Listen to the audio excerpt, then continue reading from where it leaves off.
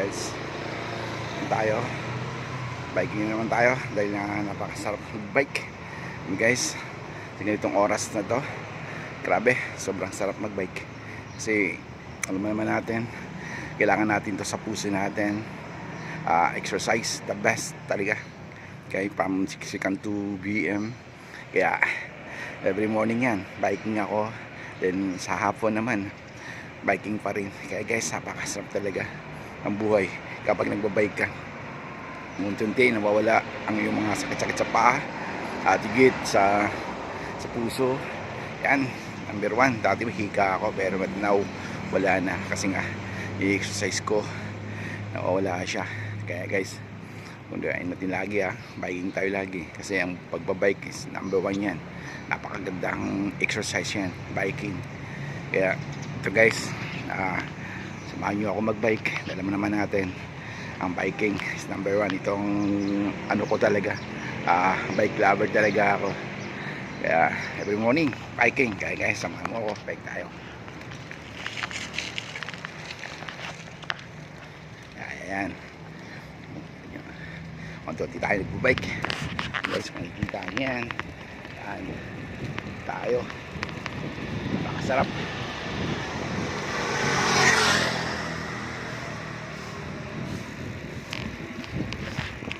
Sa buhay natin, huwag tayo mawala ng pag-asa.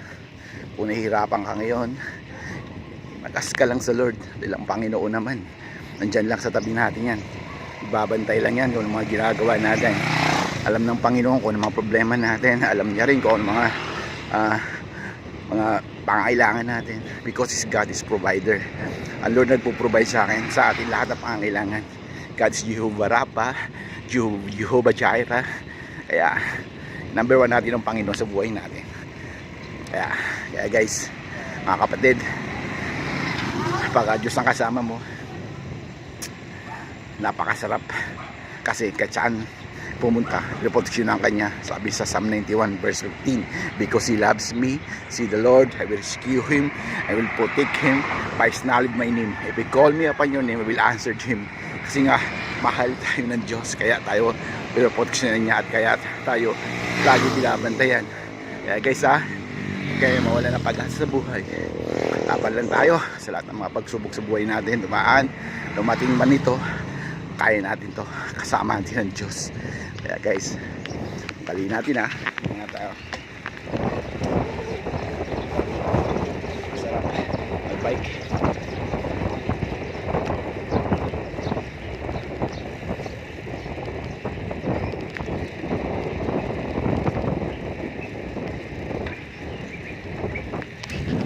Guys, mga ka-biker, ingat din tayo kapag nagbabike tayo. Dapat nasa tabi lang tayo, Kaya may mga driver na talagang mga balasubas, kahit sa tabi ka na, giting ka pa rin. Kaya ingatan po natin, safe tayo, di bali mabagal tayo, ang importante safe tayo. Okay guys,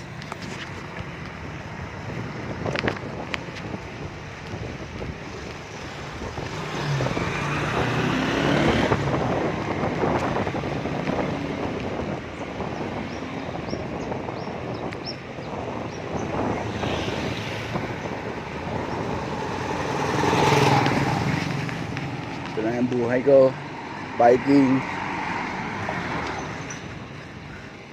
Dahil sa pagbabike, unti-unti yung mindset ko nabubuksan. Kaya yan guys, malapit na rin tayo sa ating paroroonan.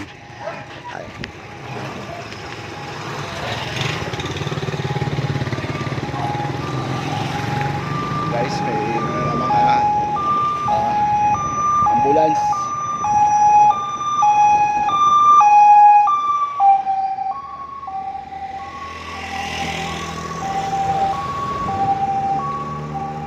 Ito na tayo. Yan po yung KPG water refilling station. Yan po. Yan, kung nakikita nyo yan,